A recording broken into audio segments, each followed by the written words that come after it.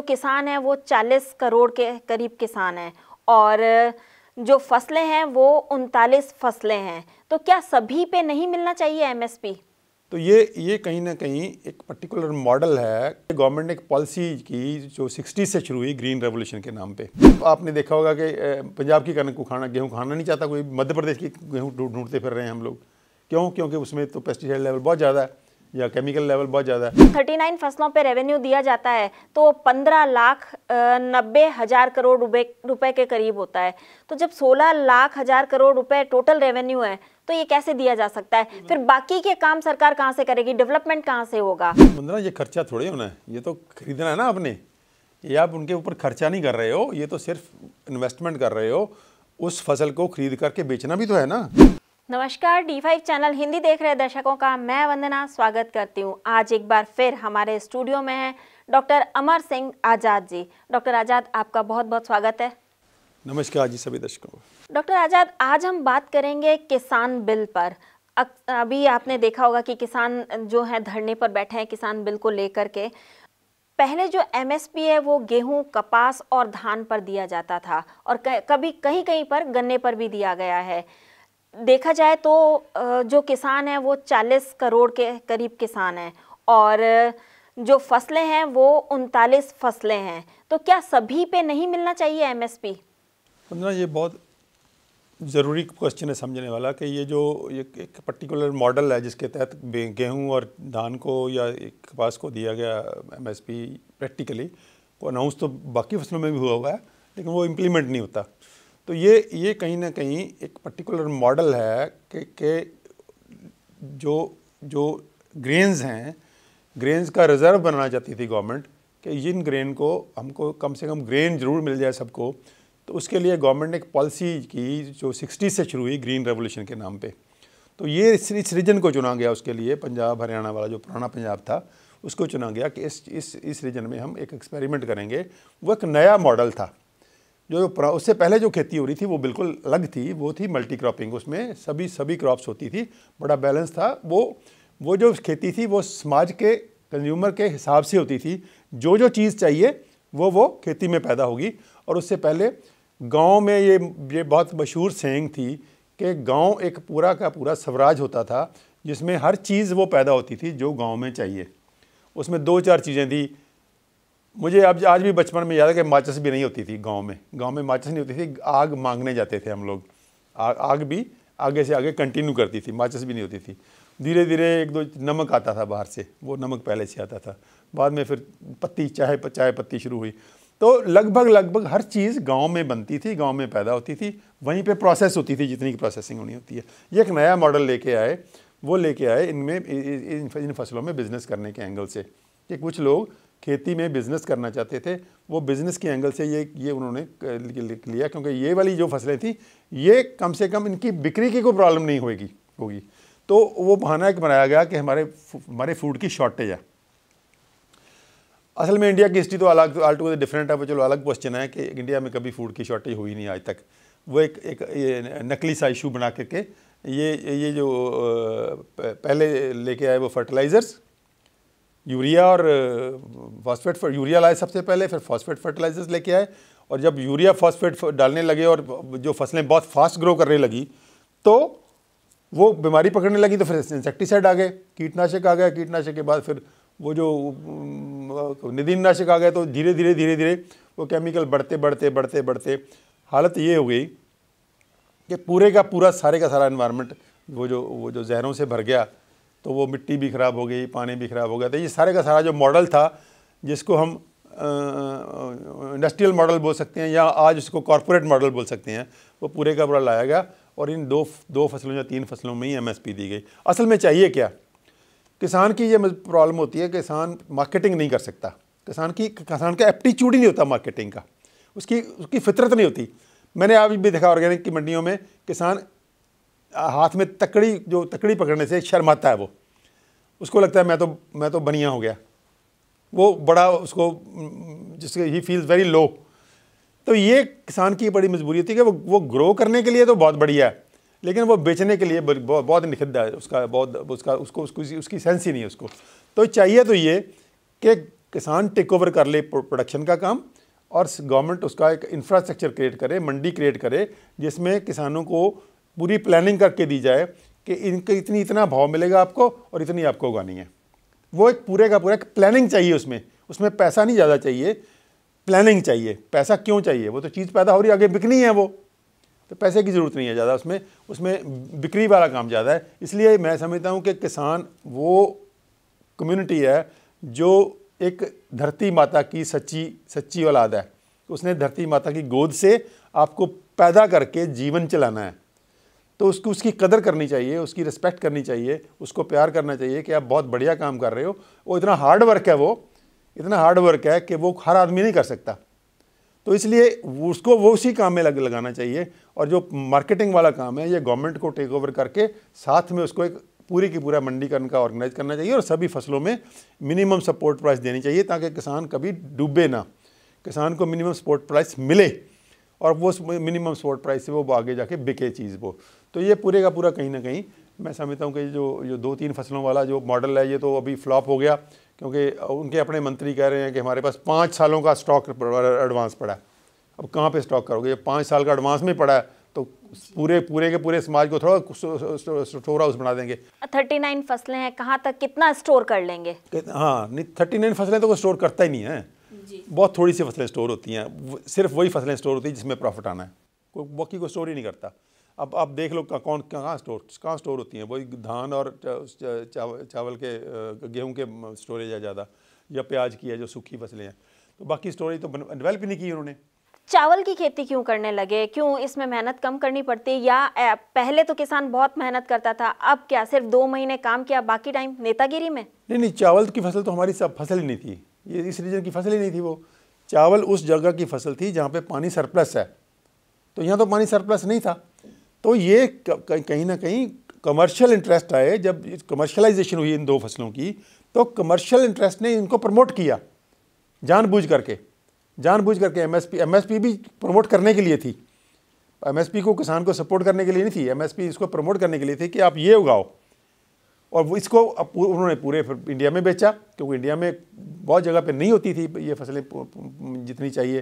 तो आप इमेजिन करो ना कि पूरे का पूरा पंजाब ऑलमोस्ट 1/4 to 1/3 नीड पूरे इंडिया की पूरी करता है जी। इतनी सी स्टेट है वो, 1.3% टोटल उसका लैंड एरिया है। तो इतनी सी स्टेट 25 से लेकर 30% ग्रेन्स की आपकी पूरी पैदा कर रही है। तो इसका मतलब है उसको जानबूझ के एक पर्टिकुलर दिशा में धकेला गया, पुश किया गया, और वो वही उसने पैदा की, और उसमें उसको एमएसपी दे के और फिर साथ में लोन्स दे के उसको एक डेट ट्रैप में कर्ज के जंजाल में फंसा करके अब उसको अभी वो मजबूर है। अब हम उसको कहते हैं कि अब इसको डाइवर्सिफाई करो, वो कहता है जी मेरी अगर मुझे कैश ना, मेरे पास कैश ना हो तो मैं किस्त बैंक की किस्त कैसे दूंगा। तो एक डेट ट्रैप में फंस चुका है वो, कर्ज के ऐसे जाल में फंस चुका है कि उसको वो मजबूरी वसी वो फसल बार बार बीजनी पड़ रही है। तो इसलिए ये एक बहुत बड़ा फंदा जो उसके गले में पड़ा हुआ है, तो जिसको वो उतारना भी चाहे तो भी नहीं उतार सकता। पंजाब और हरियाणा के जो किसान थे, उन्होंने 50 साल पहले तो बहुत मेहनत की थी, लेकिन अब वो इतना कुछ नहीं कर रहे हैं। साथ ही जो लाभ उनको मिला, क्या वो लाभ बाकी हिस्सों में नहीं मिलना चाहिए? जैसे राजस्थान है, यूपी है, बिहार है, क्या इन जगह के किसानों को नहीं मिलना चाहिए वैसे ही लाभ? नहीं, वो तो पंजाब में किसानों ने नहीं रोका ना, वो तो गवर्नमेंट ने एक पॉलिसी बनाई एक पर्टिकुलर एरिया में एक्सपेरिमेंटेशन करने की, क्योंकि उनको ये आइडिया था कि ये अगर एक्सपेरिमेंट करेंगे तो यहाँ पे इकोलॉजिकल डिस्ट्रक्शन होगी। पूरे के पूरे इंडिया में वो कर भी नहीं सकते थे, ना करने की उनको ज़रूरत लगी।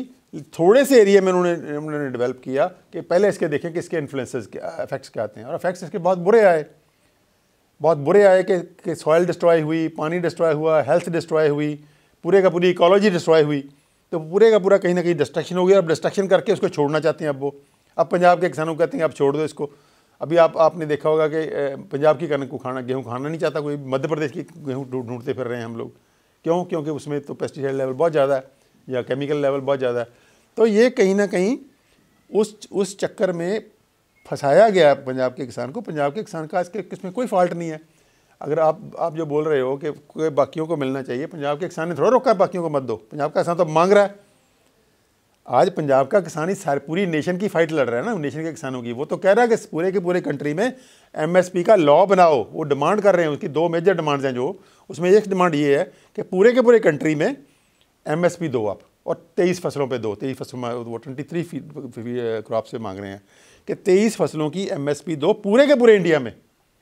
हम इनको अक्यूज़ नहीं कर सकते ना कि ये उनके लिए नहीं लड़ रहा, ये तो लड़ रहा है उल्टा। जैसा कि अभी आपने बोला कि किसान एमएसपी की मांग कर रहा है, सरकार इतनी एमएसपी कहाँ से देगी? और दूसरी बात ये कि जो एमएसपी है, जो साल का रेवेन्यू जो आता है, टोटल 16 लाख हमारे साल का रेवेन्यू आता है ये। तो जो एमएससी है 39 फसलों पर, 39 फसलें हैं टोटल, तो अगर 39 फसलों पे रेवेन्यू दिया जाता है तो 15,90,000 करोड़ रुपए के करीब होता है। तो जब 16,00,000 करोड़ रुपए टोटल रेवेन्यू है तो ये कैसे दिया जा सकता है? फिर बाकी के काम सरकार कहाँ से करेगी? डेवलपमेंट कहाँ से होगा? डेवलपमेंट जैसे सड़कें बनवाना है, कोई इंडस्ट्री होती है उसको आगे प्रमोट करना है, जो भी है डेवलपमेंट के काम, वो फिर कहाँ से होंगे? ब्रिजेस बनाना करना। वंदना, ये खर्चा थोड़ी होना है, ये तो खरीदना है ना आपने। ये आप उनके ऊपर खर्चा नहीं कर रहे हो, ये तो सिर्फ इन्वेस्टमेंट कर रहे हो। उस फसल को खरीद करके बेचना भी तो है ना, सारा खर्चा थोड़ा हो जाना है वहाँ। आप, वो आपकी मर्जी है कि आप किस रेट पे बेचते हो। मान लीजिए आप 2 रुपये किलो गेहूँ दे रहे हो, तो वो तो सरकार की पॉलिसी है ना कि आपसे वो 20 रुपये किलो लेके 2 रुपये किलो दे रही है, तो वो घाटा पड़ रहा है गवर्नमेंट को। तो उसके लिए किसान ने तो नहीं कहा ना कि आप 2 रुपये किलो दो, वो तो किसान तो कहता है मत दो 2 रुपये किलो, आप सबको एम्प्लॉयमेंट दो ना। 2 रुपये किलो किसान की फसल को देकर के घाटा किसान के गले में तो नहीं डाला जा सकता ना। तो किसान तो एक फसल पैदा कर रहा है, उसको आपने बेचना है आगे। वो क्या ज़्यादा से ज़्यादा 1 लाख 1.5 लाख करोड़ की बनती है वो जो डिफिसिट है इस अभी प्रेजेंट लेवल पे भी। और वो हर कंट्री में सब्सिडी मिल रही है एग्रीकल्चर को। अमेरिका में सबसे ज़्यादा मिलती है।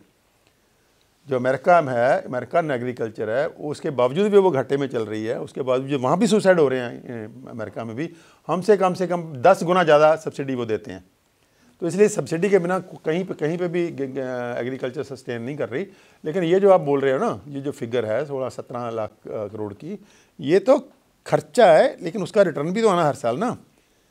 रिटर्न उतना नहीं आ पा रहा वो इसलिए नहीं आ रहा कि गवर्नमेंट की पॉलिसीज ऐसी हैं, इसलिए नहीं कि किसान को उसमें किसान का क्या फॉल्ट है। अब 2 रुपये किलो देना चाहते हो आप गेहूँ, तो वो आपकी पॉलिसी है। फिर एमएसपी जिन किसानों को मिल रहा है वही खुदकुशी क्यों कर रहे हैं? काली मिर्च उगाने वाला किसान तो खुदकुशी नहीं करता, जिनके सेब के बागान है उनमें से कोई खुदकुशी नहीं करता। नहीं, खुदकुशी इसलिए हो रही है कि खुदकुशी जो है, अभी मान लीजिए आपने 100 रुपया इन्वेस्ट किया, आपका वापस आया 80 रुपये, जो 20 रुपये बाकी माइनस रहेगा वो कहाँ से आएगा? बैंक के लोन से आएगा।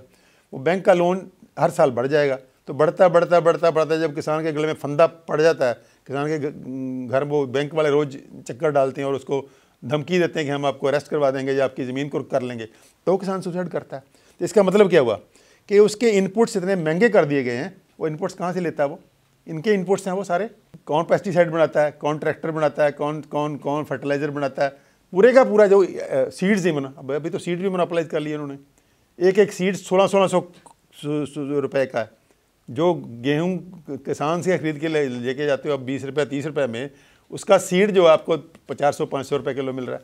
तो ये पूरे का पूरा मोनोपोली जो कॉर्पोरेट की है। तो वो कॉर्पोरेट कहीं ना कहीं उसके इनपुट्स को इतना महंगा कर देता है कि वो किसान की खेती लगातार घाटे में है। घाटे में जाने से क्या होता है, हर साल उसको बैंक से लोन लेना पड़ता है। बैंक का लोन हर साल बढ़ जाता है क्योंकि ब्याज पड़ता है उसके ऊपर। तो वो जो फंदा जैसे जैसे टाइट होता है वैसे वैसे किसान सुसाइड करता है। तो इसमें सुसाइड करने में या उसकी ये फसलें उगाने वाले किसान की अपनी कोई जिसका फॉल्ट नहीं है, उसका कोई दोष नहीं है। वो तो जो कॉर्पोरेट एग्रीकल्चर की एक पॉलिसी है कि पर्टिकुलर क्रॉप्स की तरफ पुश करना है आपको, उन क्रॉप्स की तरफ जिनका कमर्स पॉसिबल हो। और कमर्स उन फसलों पे पॉसिबल है जो स्टोर हो सकती हैं। सब्जियों पे क्या कमर्स करोगे? सब्जियों पे तो किसान करेगा, वो ताज़ी की ताज़ी तोड़ के खेत से लानी है आपको। वो उसमें तो अभी वो सेल में तभी आना चाहते हैं ना। ये बड़े बड़े स्टोर जो हैं सब्जियां बेचना चाहते हैं, मोर और इजी डे और ये इसीलिए आना चाहते हैं कि वो उस पर भी अब प्रॉफिट चाहते हैं। ये पहले नहीं था ना। ये पहले वो सिर्फ वो फसलें उगवाते थे जिसको वो स्टोर कर सकें लंबे समय तक, और फिर स्टोर करके उसको, अब प्याज की क्लासिकल एग्जाम्पल है। अब प्याज जब पैदा होता है तो 10 रुपये किलो है, जब वो स्टोर से आता है तो 100 रुपये किलो है। तो ये वो कहीं ना कहीं किसान जिम्मेदार नहीं है उसका, उसके लिए वो कॉर्पोरेट्स जिम्मेदार हैं जिनके पास पैसा है, वो पैसे के बलबूते पे फिर वो फसलें स्टोर करते हैं और फिर बेचते हैं। मतलब आप ये कहना चाहते हैं कि जो ये किसान हैं, मतलब किसान से रिलेटेड जो भी संस्थाएं हैं, उनका लाल झंडे से सीधा संबंध है, या फिर जैसे कि उग्राह है, डॉक्टर दर्शन सिंह हैं, तो इनका मतलब आप क्या कहना चाहेंगे कि जो विपक्ष है उनको एकजुट होने के लिए एक प्लेटफॉर्म चाहिए था और वो उनको मिल गया? वो तो वो क्या प्लेटफॉर्म, उन्होंने क्या करना है, वो तो बेचारे पिछले 30 सालों से जब किसान मरते हैं, जब किसानों की ज़मीनें कुर्क होती हैं, जब किसानों का के पल्ले कुछ पड़ता नहीं है, जब उसको फसल का भाव नहीं मिलता, उनके इंटरेस्ट को प्रोटेक्ट करने के लिए वो पिछले 30 साल से लड़ रहे हैं। इसलिए किसान उनके ऊपर फेथ करते हैं। वो अलग अलग शेड्स के लोग हैं। आफ्टर समाज में तो किसी न किसी रंग का तो होगा ना, को किसी हरे रंग का होगा, को पीले रंग का होगा, को लाल रंग का होगा, को तिरंगे वाला होगा। तो वो अलग अलग रंग के लोग हैं जो किसानों के साथ हैं। तो उसमें लाल वाले भी हैं, पीले वाले भी हैं, सब तरह के लोग हैं। किसान बिल पास करवाने के लिए लोग दिल्ली बैठे हैं और जिस टाइम से किसान वहां बैठे हैं वहीं पर वो पहले दिन से कह रहे हैं कि हम अपने 9 महीने का राशन लेकर के आए हैं। मीटिंग बाद में होती है, उनका एजेंडा पहले आ जाता है कि हम मीटिंग के इतने टाइम बाद में या हम 15 दिन बाद में ये रैली करेंगे। यानी उनको फिक्स, उनको पता होता है कि मीटिंग में यस या नो करानी है तो वो घर बैठ के करा लें या कहीं भी और तरीके से यस नो करा लें। मतलब उनका एजेंडा पहले से फिक्स है। नहीं, वो तो पहले यहीं एजिटेट कर रहे हैं। माना आप किसान विरोधी नहीं है, हम भी नहीं है, कोई नहीं है किसान विरोधी, लेकिन वो वहाँ पहले दिन से ही बोल रहे हैं ना कि हम 9 महीने का राशन लेकर के गए हैं। यानी उनका एजेंडा फिक्स था कि 9 महीने वहाँ रहना है। नहीं, वो उनको ये उनकी एनालिसिस है ना कि ये जो गवर्नमेंट है ये पूरी प्रो कॉर्पोरेट है, जो इनको ये पूरे के पूरे बिल्स हैं जो कॉर्पोरेट को बेनिफिट करने के लिए बनाए गए हैं। को अदानी अंबानी को जो हैंड ओवर करनी है एग्रीकल्चर और फूड, अब एक फूड के ऊपर उनका कंट्रोल करने का जो चल रहा है एजेंडा, वो कहीं ना कहीं वो उनको आइडिया है कि ये इतनी जल्दी मानने वाले नहीं हैं। इसलिए वो तो वार ऑफ नर्व्स होती है ना कि हम बैठे हैं, आप ठीक है नहीं मानोगे तो हम बैठे हैं यहाँ। लेकिन वो तो पहले यहाँ एडिटिंग कर रहे थे ना, पिछले 6 महीने से कहाँ गए? दिल्ली तो बाद में तंग होके गए हैं वो। जब अभी वो तंग होके कुछ लोग पार्लियामेंट में घुसने को फिर रहे हैं, तो यहाँ तक हो रहा है। तो ये कहीं ना कहीं अब जब आप कुछ उनकी डिमांड ही नहीं मानोगे, अब आप कहते हो कि ये बिल खेतों किसानों के पक्ष में है, तो किसान तो नहीं कह रहे हैं कि हमें नहीं चाहिए, वापस ले लो। फिर वापस क्यों नहीं ले रहे? इसलिए नहीं ले रहा है कि पीछे से प्रेशर है कॉर्पोरेट का कि इनसे उनको वापस नहीं लेना, क्योंकि फूड के ऊपर कंट्रोल वो कंप्लीट कंट्रोल करना चाहते हैं, क्योंकि फूड एक बहुत ही प्रॉफिटेबल बिजनेस है। तो वो कॉर्पोरेट के पक्षी होने की वजह से सरकार के वो जो जथेबंदियाँ ये भी उतना ही सख्त स्टैंड लेके बैठी है। क्योंकि और ये मुझे लगता है कि ठीक स्टैंड है, क्योंकि आइदर और है।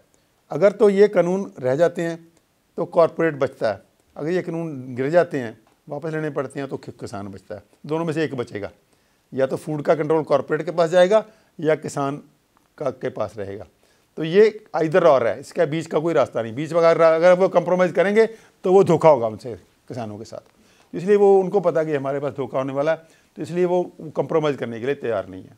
अभी आपने बोला कि किसान जो है मेहनत बहुत करता है, और ये बात है भी सही कि किसान मेहनत करता है, लेकिन जब वो फसल उगाता है तो जो धान की फसल जैसे उगती है तो 2 महीने ही होता है, बाकी के 8 महीने वो खाली बैठा रहता है। तो उस बारे में आप क्या कहना चाहेंगे? नहीं, वो सभी किसान तो नहीं खाली बैठे रहते, खैर बहुत सारे किसान बाकी के 8 महीने नेतागिरी में निकालते हैं वो मैक्सिमम। हाँ, काफ़ी किसान करते हैं ऐसे, लेकिन सारे किसान ऐसे नहीं करते। बहुत लोगों ने जानवर पाल रखे हैं, दूध वाले, जो छोटे और मध्यम किसान हैं उनको तो सारा साल काम करना पड़ता है कि उनका ज़मीन से उनके पास तो ये जो गेहूं और चावल इतने ज़्यादा नहीं होते कि उनका साल का खर्चा चल जाए।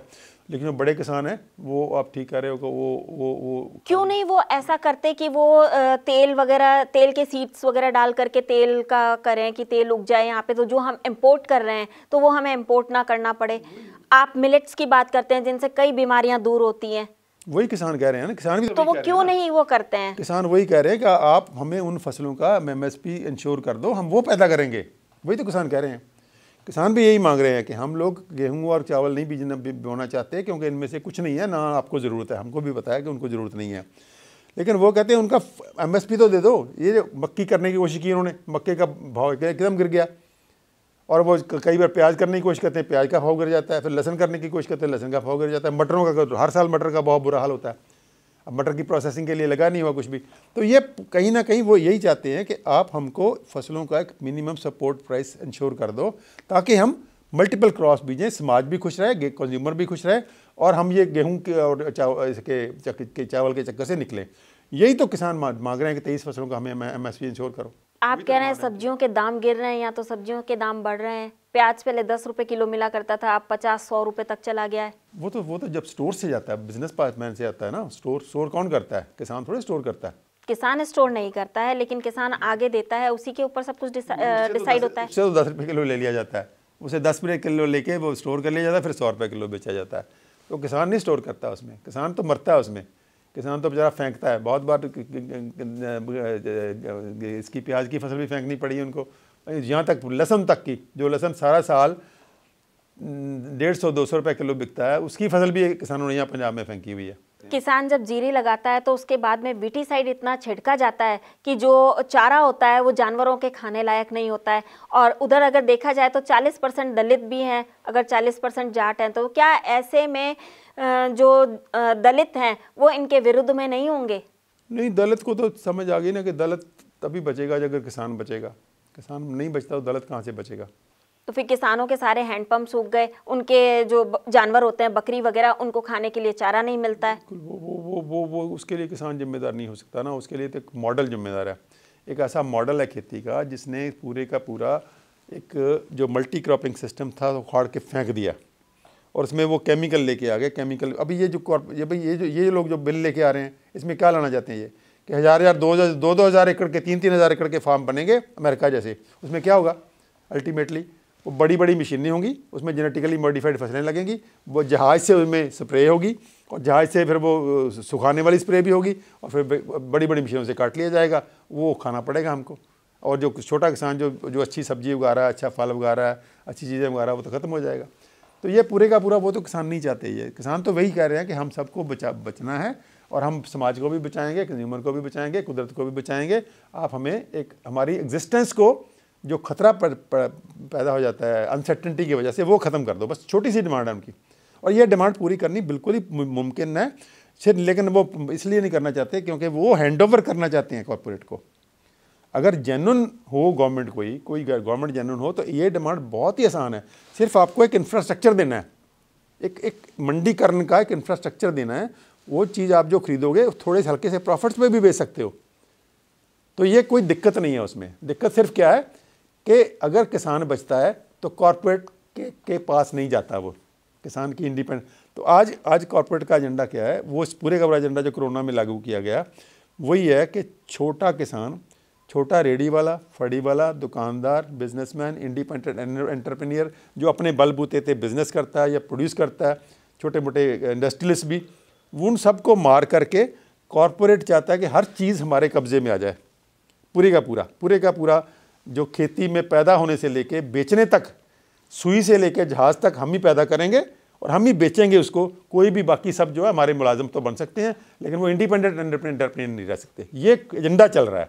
इस एजेंडा के तहत ही ये कोरोना आया, इस एजेंडा के तहत ही ये बिल आए हैं। वो एक ही एजेंडे के पार्ट हैं ये। ऐसा कौन सा मॉडल होना चाहिए जो कि किसान फ्रेंडली भी हो, एनवायरनमेंट फ्रेंडली भी हो और कंज्यूमर फ्रेंडली भी हो, मतलब नेचर फ्रेंडली भी हो? हाँ, अभी वंडरफुली शायद आप गए हो कि नहीं गए आंदोलन में यही डिस्कशन हो रही है। इस आंदोलन की सबसे बड़ी खूबी यही है, और सबसे बड़ा ब्यूटीफुल पार्ट इसका ये इतना इंटेंस डिस्कोर्स हुआ इसमें, इतनी तीखी बहस चल रही है उसके बारे में कि अब आगे क्या, अब ये नहीं तो आगे क्या। वो उनको भी क्लियर है कि ये मांगे पहली बात तो मानी नहीं जानी, मानी भी गई तो मांगने से भी कुछ ज़्यादा बच जाएंगे, गले में फंदा उतार देंगे, लेकिन वो फंदा फिर कहीं ना कहीं पड़ा ही रहेगा। तो वो उसका मॉडल की बात चल रही है कि ये जो प्रेजेंट मॉडल है ये कॉरपोरेट मॉडल है। इसमें जो सेंट्रल एक्सेस है वो कॉरपोरेट का प्रॉफिट है, कि कॉरपोरेट खेती को इस ढंग से चलाना चाहता है कि उसमें हमारा मैक्सिमम प्रॉफिट हो, और मैक्सिमम प्रॉफिट हो तो किसान मरेगा। किसान मरेगा तो वो फिर एजिटेशन करेगा, वो लड़ेगा भी, तो लड़ने के लिए, दबाने के लिए गवर्नमेंट भी ऐसी चाहिए। तो पूरे का पूरा वो एक तैयारी की जा रही है कि हम कॉरपोरेट को बड़ा करेंगे, कॉरपोरेट के कब्जे में सब कुछ लेके आएंगे, और उसके लिए जो मरता है मरे, उनको कोई परवाह नहीं है। ये एक मॉडल है खेती का। उसमें भी जो केमिकल वाला मॉडल है, मोनोक्रॉपिंग वाला मॉडल है, इसमें बहुत सारे जो बड़ी बड़ी मशीनरी और बड़े बड़े फार्म और ये सारा, ये कॉर्पोरेट मॉडल है।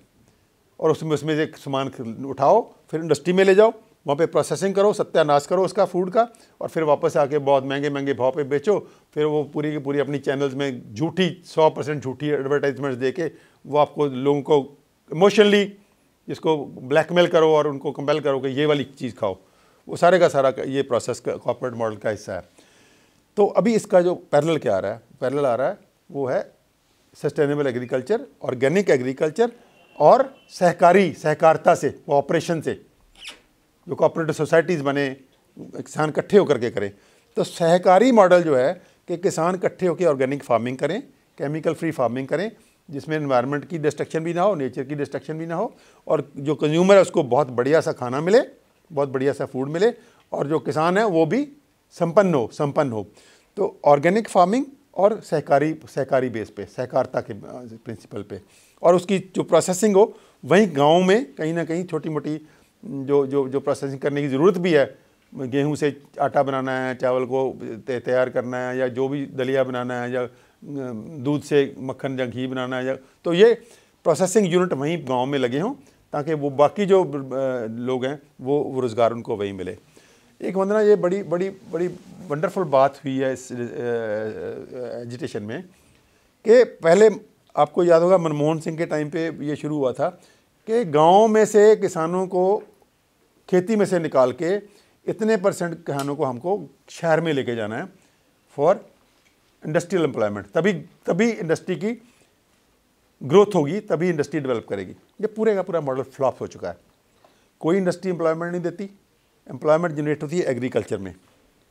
उन लोगों ने ये प्रोपेगेट किया कि एग्रीकल्चर में एम्प्लॉयमेंट नहीं हो सकती ज़्यादा। ये एक झूठ था जो पूरे का पूरा कहीं एक्सपोज हो चुका है। एग्रीकल्चर में ही एम्प्लॉयमेंट होती है। Agriculture plus agriculture related processing, अगर वो ढंग से चले तो एक जो कॉर्पोरेट मॉडल है उसका एक अपोजिट मॉडल आएगा, जो किसान फ्रेंडली होगा, जो कंज्यूमर फ्रेंडली होगा, जो नेचर फ्रेंडली होगा। आने वाले में समय में आप देखोगे कि ये वाला मॉडल एकदम से पंजाब में पर्टिकुलरली फ्लरिश करेगा, जिसमें कुदरत भी बचेगी, कुदरत के और जीव जंतु भी बचेंगे, और किसान भी संपन्न होंगे, और जितनी अनएम्प्लॉयमेंट है वो पूरे का पूरा एग्रीकल्चर से वो पूरी होगी। क्या आप किसानों को मिलेट्स उगाने की ज़्यादा से ज़्यादा सलाह देंगे? हाँ बिल्कुल बिल्कुल। जो मिलेट जो ग्रेन्स हैं, ग्रेन्स में से millets are the best grains. ये पूरी की पूरी साइंटिफिक और फूड को हेल्थ के जोड़ने के बाद जो रिसर्च हुई है पूरी दुनिया में हुई है, और पर्टिकुलरली हमारे कंट्री में डॉक्टर खादरवली नाम के साइंटिस्ट हैं, उन लोगों ने उन्होंने जो रिसर्च किया, ये प्रूव हो चुका है कि जो मिलेट्स में ग्रेन्स में से मिलेट्स आर द बेस्ट। उसमें से 5 मिलेट्स उन्होंने बेस्ट में से बेस्ट उसमें से भी बेस्ट निकाले हैं। बाकी 4-5 और हैं जो थोड़ा सा नीचे हैं, लेकिन गेहूं और चावल से बहुत अच्छे हैं। गेहूं और चावल दोनों, जो वाइट राइस और गेहूं दोनों डिजीज़ प्रोड्यूसिंग है, ये ज़्यादा नहीं खाने चाहिए। और बाकी मिलेट बेस्ड जो ग्रेन्स हैं वंडरफुल ग्रेन्स हैं। इसको किसान बहुत बढ़िया से अडॉप्ट कर रहे हैं। हमारे पास बहुत सारे किसान आके पूछ रहे हैं कि हम भी उगाना चाहते हैं। तो इस बार हम बहुत बड़े पैमाने पे उसको गवर्नमेंट की हेल्प के बिना भी उगवाएंगे। अगर गवर्नमेंट इसको सपोर्ट करने लगे तो फिर तो क्या बात है। तो ये मिलेट्स जो हैं बहुत बढ़िया ग्रेन्स हैं, तो इनको प्रमोट करना चाहिए। बाबा नानक के ज़माने में जो कोदरा खाया जाता था वो फिर से उगाने का ज़माना आ गया है, आप यही संदेश देना चाहते हैं? जी बिल्कुल बिल्कुल बिल्कुल। बाबा नानक के ज़माने में जो कोदरा था वो हमारा जो मूल अनाज था। तब जो स्टर्डी लोग होते थे, स्ट्रॉन्ग लोग होते थे, जिनको काम करना होता था, वो कोदरा खाते थे। हिमालयन बेल्ट का जो मिलेट है वो कोदरा है। इसी तरह हर बेल्ट का कोई ना कोई मिलेट है। इवन हमारे दूसरे मिलेट भी थे, लेकिन वो इतने प्रोमिनेंट नहीं। आज हमें पता चल रहा है कि हमारी फसलों में 2 मिलेट्स जो स्वांक और कंगनी एज वीड्स पैदा हो रहे हैं। अभी पता चला हमें कि वो वीड्स एक्चुअली वीड्स समझ के किसान निकाल रहे हैं। बाद में जब उनको ढूंढा गया तो वो तो निकले स्वांक और कंगनी, तो वो एज वीड्स, इसका मतलब वो भी नेटिव है कहीं ना कहीं। तो कोदरा तो हमारा नेटिव था ही, वो तो स्टोरी बाबा नानक की जो है। तो ये जो मिलेट्स वाला फिनोमेना है बड़ा वंडरफुल फिनोमेना है। ये इतने बढ़िया ग्रेन्स हैं कि ये हमको आने वाले समय में प्रमोट करने चाहिए। जी बिल्कुल, सभी किसानों को ये मिलेट्स जरूर उगाने चाहिए। डॉक्टर आज़ाद, आप यहाँ आए, आपका बहुत बहुत धन्यवाद।